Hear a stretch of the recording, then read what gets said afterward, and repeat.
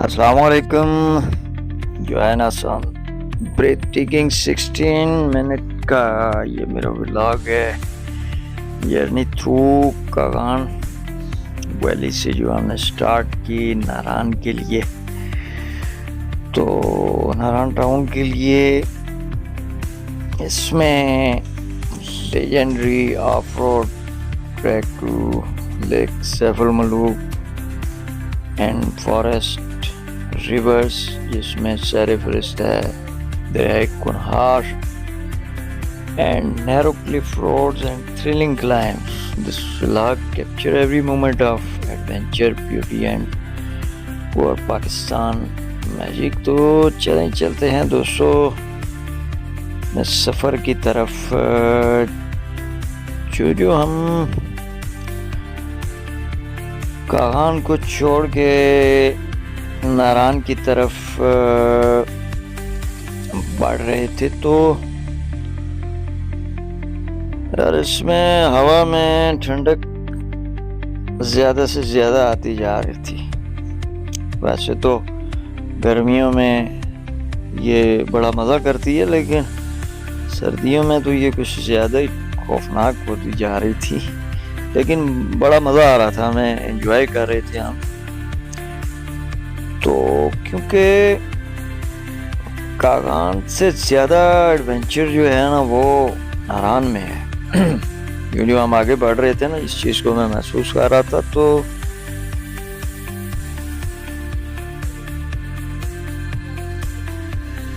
ये एक कुदरत का दिया हुआ हम लोगों के लिए वो तोहफा है कि जिसका हम जितना शुक्र अदा करें नहीं कर सकते हैं। और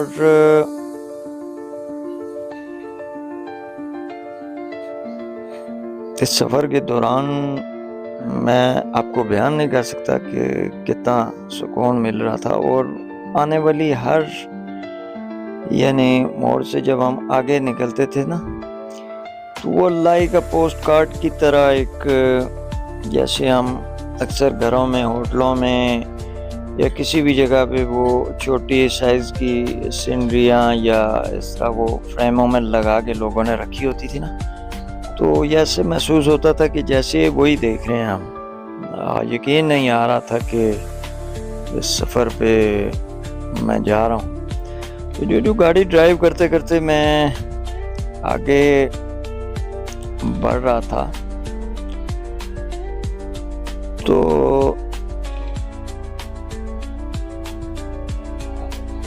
अभी आपको साथ साथ एक मैं बड़ी फनी सी बात भी बताता चलूं कि मैं कुछ पिछले 8-10 मिनट से मुसलसल डायलॉगिंग कर रहा हूँ, लेकिन वो बाद में मुझे पता चला है कि मेरा माइक ही ऑफ था। यकीन करेंगे फिर मैं वापस गाड़ी काफ़ी पीछे घुमा के लेके गया हूँ। तो मैंने कहा यार ये साथ साथ जो बंदा सफ़र करता जाता है और मनाजर सामने आते जाते हैं, तो वो एक अपना मज़ा होता है डायलॉगिंग करने का। तो कुछ अच्छे जो दोस्त हैं, मैं उनका बड़ा शुक्रगुजार हूँ। उन्होंने थोड़ी सी वो मेरे व्लॉग की इम्प्रूवमेंट के लिए कुछ ऐसे मशवरे दिए हैं मुझे कि यार आप थोड़ा सा अपने जो डायलॉगिंग है ना, या डायलॉगिंग बोलते हो या जो भी एक स्टोरी टाइप बयान कर रहे होते हो इस इलाके के बारे में, तो थोड़ा सा यार ऐसे बोला करो कि अगले बंदों को पता चले कि वाकई यार आप इस सफ़र में अच्छा महसूस कर रहे हो, मज़ा आ रहा है आपको। तो बाज़ जगहों पे तो आप ऐसे बोलते हो कि जैसे आप खुद ही इस सफ़र से गुज़ार हो। तो उन दोस्तों से मेरी ये गुजारिश है, ऐसी कोई बात नहीं है, क्योंकि नया नया ये मैं कर रहा हूँ, इतना प्रोफेशनल बंदा तो हूँ नहीं। तो आपके मशवरों से इंशाल्लाह मैं काफ़ी इम्प्रूवमेंट आ भी चुकी है और इंशाल्लाह आगे आएगी भी, क्योंकि जो नारान करीब आ रहा था ना, तो हम भी, क्योंकि ज़्यादातर जो टूरिस्ट वगैरह इधर आते हैं, तो वो कोई लम्हा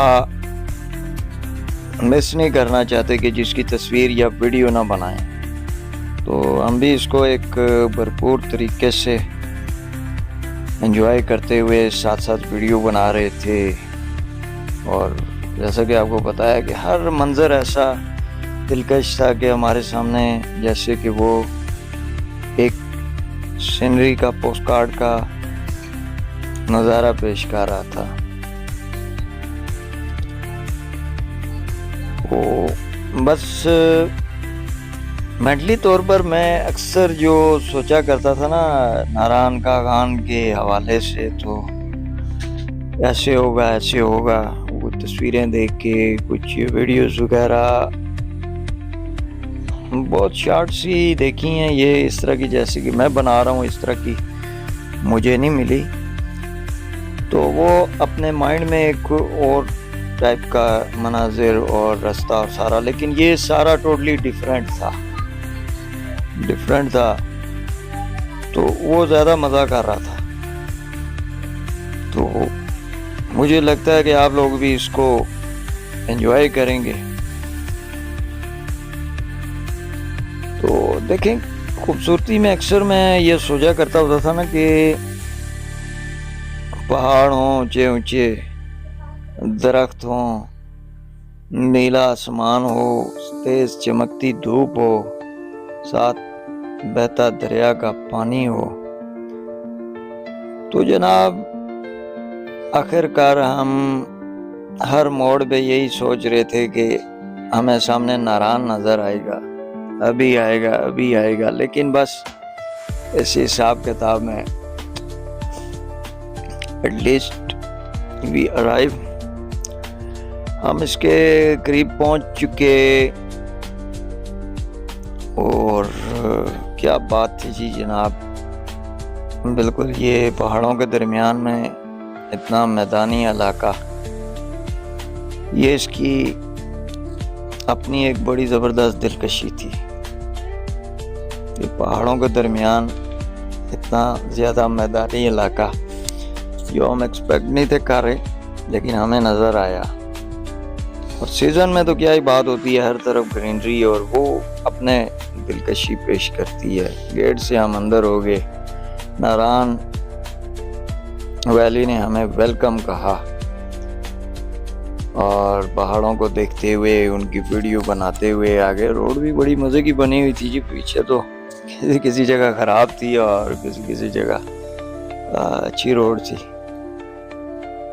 आपके गाड़ी का फ्यूल भी एंड लगा हुआ था। मैं यही दुआ कर रहा था क्योंकि जल्दी ही पंप मिल जाए ऐसे, क्योंकि मैं दोनों चीज़ें यूज़ करता हूँ, गैस भी और पेट्रोल भी, क्योंकि किसी जगह खुदा ना खास्ता पेट्रोल पे गाड़ी प्रॉब्लम कर जाए या ख़त्म हो जाए तो कम से कम गैस टैंक मेरा फुल होता है, वो उसका मैंने वज़न उठाया होता है साथ, लेकिन वो बड़ी जगहों पे मेरे काम आते हैं। तो एटलीस्ट जनाब हमने फिर क्योंकि यहीं गाड़ी खड़ी करनी थी और आगे की तरफ निकलना था, एक एडवेंचर थ्रिलिंग डेंजरस कर्व और ख़तरनाक रोड पे, तो मैंने कहा वापसी पे कोई पंप तलाश करके फ्यूल डलवा लेंगे। तो वक्त इधर गाड़ी को खड़ी करें धूप में, ये भी बहुत ठंडी हो गई थी, इसको भी सर्दी लग गई थी जैसे। मैंने कहा हमारे वापसी तक ये थोड़ी गर्म हो जाएगी और हम भी सर्द इलाके से नीचे जब आएंगे इधर तक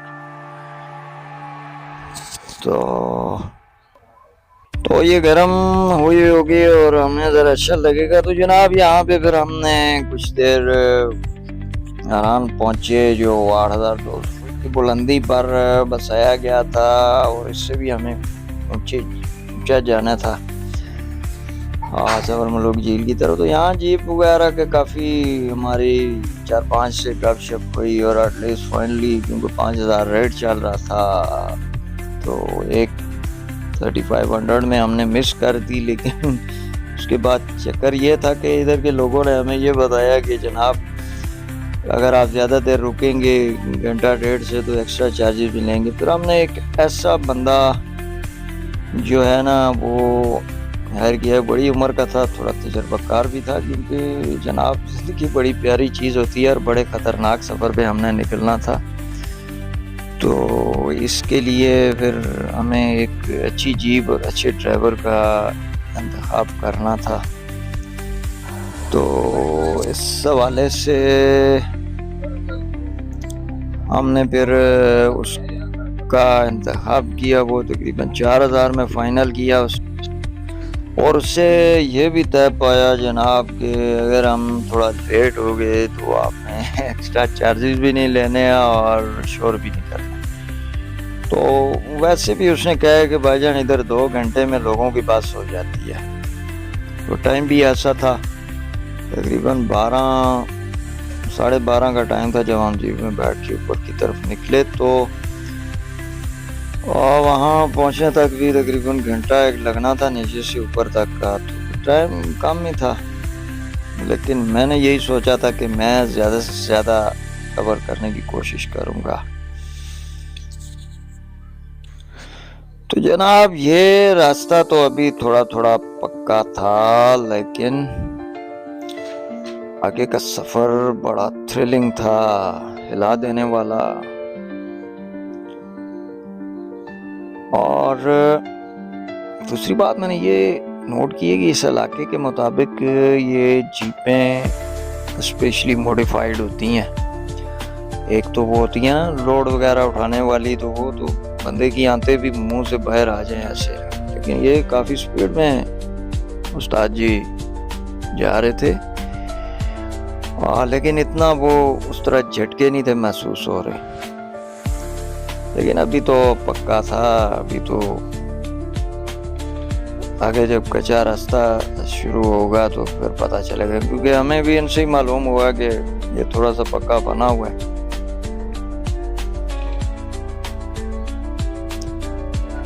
तो जब तक तो पक्का रास्ता था तो इतना कोई महसूस नहीं हुआ, लेकिन जनाब जैसे ही कच्चा रास्ता शुरू हुआ ना, तो हमें भी पता चल गया भाईजान आप पक्के रोड पे ड्राइव करते आए हैं, आप ज़रा देखें कच्चे रास्तों पे कैसी ड्राइव। खैर हमने जीप्स वगैरह और इस तरह की ड्राइव करता रहा। तो मेरे साथ गए हुए जो बच्चे थे वो मुझसे पूछ रहे थे कि आप चला लें जी ये वो। तो मैंने उन्हें कहा कोई मसला नहीं यार, करते रहे हम ड्राइव ऐसी रोड्स पे, ऐसी जीप्स के ज़रिए। बहरहाल ये इन पहाड़ों की क्वींस होती हैं, समझे।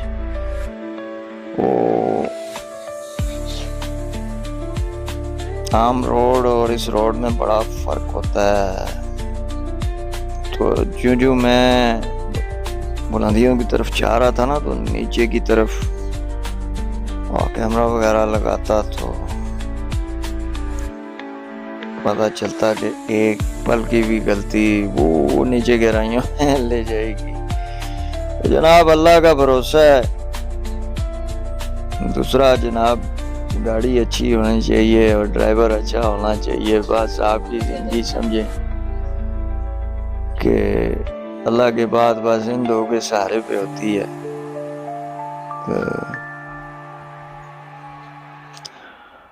तो ये रोड फ्रैंकली डर और एक्साइटमेंट दोनों का मिक्स है जी, लेकिन दिल बड़ा मजबूत करना पड़ता है ऐसे रास्तों की ड्राइव पे। तो जैसे जैसे हम ऊपर जा रहे थे ना जनाब, क्लाइंबिंग बम्पिंग रॉक्स, जन साउंड और ना पूछें। और ऊपर की तो फ़ज़ा भी और ज़्यादा ठंडी होती जा रही थी। और जैसे जैसे ऊपर चढ़ते हैं वो ऑक्सीजन भी कम होने लगती है, लेकिन सीनरी वाह क्या कहना है। सामने दिलकश पहाड़, बर्फ से ढकी पीक्स, ग्लेशियर का पानी गर्मियों में बहता है, लेकिन अभी थोड़ा थोड़ा बह रहा था। और कैमरा हाथ जो बाहर रखा हुआ था ना, इतनी सर्दी थी कि बिल्कुल फ्रीज हो रहे थे आज, जैसे इनमें ब्लड फ्रीज हो रहा है। तो मैंने वैसे ड्राइवर से पूछा कि भाईजान ये रोड कब तक पक्की हो जाएगी ऊपर तक। तो ड्राइवर हंसा, तो उसने हंस के कहा जनाब रोड बन गई तो फिर ये एडवेंचर खत्म हो जाएगा। हाँ, मैंने कहा हाँ जी ये तो बात है, अगर रोड पक्की होती तो वो कहने लगा फिर आप कोशिश करते अपनी गाड़ी लाने की। मैंने कहा जाहिर सी बात है जी, हम तो ऐसे रिस्क मैं उठाता रहता हूँ, ऐसी ऐसी जगहों पे चला जाता हूँ। यहाँ पे अक्सर लोग कहते हैं कि जनाब ये नहीं जा सकेगी गाड़ी है, ये ड्राइवर नहीं लेके जा सकेगा, तो मैं ऐसे रिस्क लेता रहता हूँ ऐसे एडवेंचर्स के। तो यहाँ पे कुछ जगह जो थी ना वो ऐसी थी कि जनाब जहाँ जीप लिटरल मोड़ में बिल्कुल फिसलती है, तो ऐसी रोडों में कम से कम ड्राइवर को 15-20 साल का एक्सपीरियंस होता है, तब भी जाके वो बच बचा के टॉप पे भी पहुंचाता है और वापस भी लेके आता है। तो यहाँ पे ज़रा सी 1 सेकंड की मिस्टेक और स्लिप होके नीचे रिवर तक, और जीप ड्राइवर और हम सब का शेड्यूल बदल सकता है। ये दुआएं करते करते हम पीक पे। तो जनाब आखिरकार हमारी डेस्टिनेशन जो थी वो सामने हमें नज़र आने लग पड़ी।